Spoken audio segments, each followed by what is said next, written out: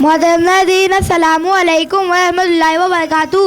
IERO TV पर आपका खैर मकदम। मैं हूँ यूसुफ अहमद, आपका मेज़बान, और पेश है हमारा वीकली प्रोग्राम सच की तलाश। जैसा कि आप जानते हैं कि हम हर हफ्ते किसी एक मौजू पर गुफ्तगू करके सच्चाई को जानने की कोशिश करते हैं। हमारी आज की गुफ्तगू का मौजू है सूद का समाज पर असर।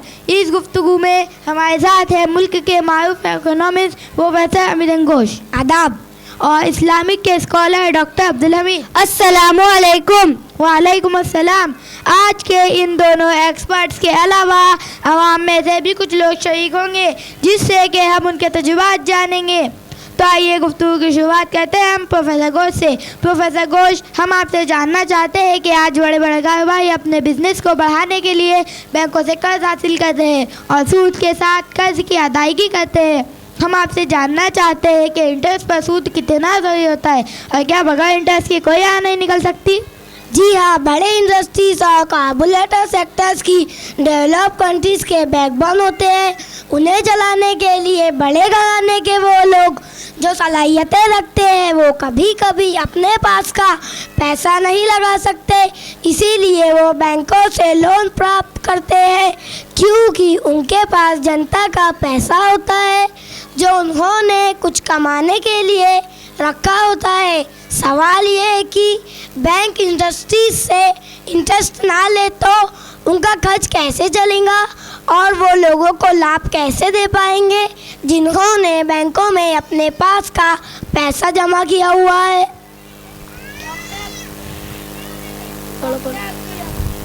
डॉक्टर अब्दुल हमीद, आपसे यही सवाल बहुत अहम और दिलचस्प है और वक्त की ज़रूरत के मुताल्लिक है। सवाल का जवाब देने से पहले मैं आप लोगों को ये बता दूं कि इस्लाम ने सूद लेने और देने दोनों को हराम किया है। कुरान ने सूदखोरों को अल्लाह और उसके रसूल से जंग के लिए तैयार रहने को कहा है। कुरान कौन ऐसा मुसलमान होगा जो अल्लाह और उसके रसूल सल्लल्लाहु अलैहि वसल्लम पर ईमान भी रखता हो और जंग पर भी आमादा हो। अब हम बात करते हैं हमारे महशरे में सूदी निज़ाम की। सूद पर कर्ज कौन हासिल करता है? सूद पर कर्ज वही हासिल करता है जिसके पास अपनी ज़रूरतें पूरी करने का भी पैसा ना हो, और सूद वही देता है जिसके पास ज़रूरत से ज़्यादा पैसा हो। सूदी निज़ाम का लाजमी नतीजा ये होता है कि अमीर और अमीर गरीब और गरीब होता जा रहा। इसी समाज में अमीरी की माल में ज़कात दिलवाता है। इसी समाज में अमीरी और गरीबी के दरमियान हमेशा तवाज़ुन बना रहता है। इस्लाम का एक बुनियादी उसूल है कि बड़े नुकसान से बचने के लिए छोटे नुकसान को बर्दाश्त कर लिया जाए। इसी समाज में बिलफर्ज नुकसान हो तब तो ऐसा शख्स का जिनके पास ज़रूरत से ज़्यादा पैसा हो, गरीबों को खुदकुशी से बचाने के लिए थोड़ा सा नुकसान हुआ तो कोई बुरा सौदा ना होगा। आपने गरीबों की खुदकुशी की बात की है। आज हमारे साथ मुल्क के मुख्तलिफ हिस्सों में से कुछ लोग हैं जिन्होंने सूदी निज़ाम के मुख्तलिफ चेहरे देखे हैं। तो आइए मिलते हैं उन मेहमानों से, उनके तजुर्बात जानते हैं। हमारी पहली मेहमान दिल्ली से तशरीफ़ लाई है, मोहतरमा शादिया तशरीफ़ लाई। अस्सलामु अलैकुम वरहमतुल्लाहि वबरकातुहू। वालेकुम अस्सलाम वरहमतुल्लाहि वबरकातुहू। शादिया साहिबा, आपके वालिद साहब मेरे वालिद की चांदनी चौक में कपड़े की दुकान है। मेरे वालिदैन 2 भाई और हम 3 बहनें हैं। खुश खुर्रम ज़िंदगी गुजर रही थी। 3 साल पहले वालिद साहब ने किसके कहने पर बैंक से लोन लिया था ताकि कारोबार में तरक्की हो। तकदीर में तो कुछ और ही लिखा था। शुरू के 6 महीने में बहुत अच्छे से गुजर रही थी। ऐसा लगा कि हम भी बड़े लोगों में शामिल होंगे। 6 महीने के बाद वालिद साहब ने कुछ फिक्रमंद से रहने लगे। पहले जब घर आते तो सबके साथ खुशी से बात करते थे, स्कूल और पढ़ाई के बारे में पूछते थे, हमारी फरमाइश भी ज़रूरत के मुकाबिल पूरी करते थे। लेकिन अब जब घर आते तो अक्सर खामोश रहते हैं। अगर कौन से बात करना चाहे तो झिड़क देते, बात बात से गुस्सा होते। उनके मिजाज में ऐसी तब्दीली क्यों आई? दरअसल जैसे सोच कर वालिद साहब ने बैंक से लोन लिया था, ताकि वैसा इजाफा नहीं हुआ। लोन की किस्त अदा करनी थी, जब दुकान में माल नहीं तो किस्त की अदाई और घर के अखराजात कैसे पूरे होंगे।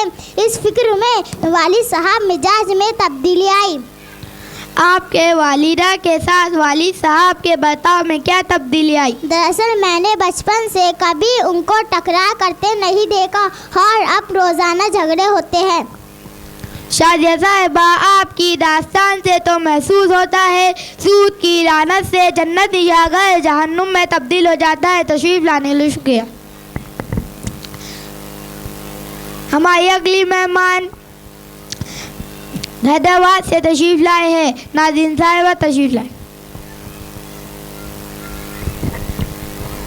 अस्सलामुअलैकुम वरहमतुल्लाहि वबरकातुहू। वालेकुम अस्सलाम वरहमतुल्लाहि वबरकातुहू। शाजिया साहिबा, आपके शौहर ने लोन लिया था, क्या कहते हैं आपके शौहर? साहब, हमारी कहानी तो बहुत दुख भरी है। मेरे शोहर टैक्सी ड्राइवर है। पहले वो किराए की टैक्सी चलाते थे, घर की सभी ज़रूरत पूरी करने भर का आराम से कमा लेते थे। फिर किसी ने कहा कि बैंक से लोन लेकर अपनी ही टैक्सी ख़रीद लो, किराया बच जाएगा। वो इस लालच पर आ गए और लोन पर एक टैक्सी उठा ली। बदकिस्मती से 1 साल बाद टैक्सी का एक्सीडेंट हो गया।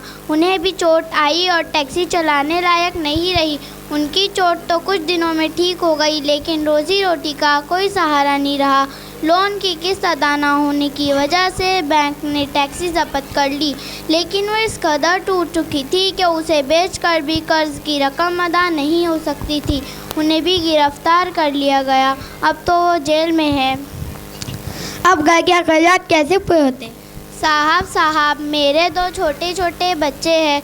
घर में कमाने वाला कोई भी नहीं है। मैं ही मोहल्ले में झाड़ू पोछा कर कर किस सूरत में 2 वक्त की रोटी तो हासिल कर लेती हूँ, लेकिन दवा इलाज की ज़रूरत पड़ जाए तो मुसीबत आ जाती है। बच्चों की पढ़ाई कैसे चल रही है? ऐसे में बच्चों की पढ़ाई कैसे हो सकती है? मैंने बच्चों की स्कूल छुड़वा दिया। अल्लाह, सूद की लानत इसी तरह घर तबाह कर देती है। फरमाया, सूद की लानत से इसी तरह घर तबाह होते हैं। तशरीफ लाने के लिए शुक्रिया। हमारे अगले मेहमान मुंबई से तशरीफ लाए हैं। शाहिद भाई साहब से दरख्वास्त है कि तशरीफ लाए। अस्सलामुअलैकुम वरहमतुल्लाहि वबरकातुहू। वालेकुम अस्सलाम वरहमतुल्लाहि वबरकातुहू। शाहिद भाई साहब, मैंने सुना है कि आपका मुंबई में बहुत बड़ा कारोबार है।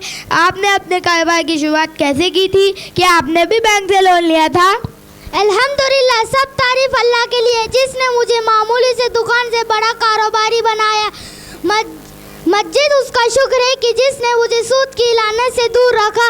मेरी छोटी दुकान थी तो लोगों ने कहा बैंक से लोन लेकर कारोबार बढ़ा लो, लेकिन अल्लाह ने मेरी रहनुमाई और मेरे बड़े भाई के ज़रिए मुझे भी पता चला इस्लाम में सूद लेना और देना दोनों ही हराम है।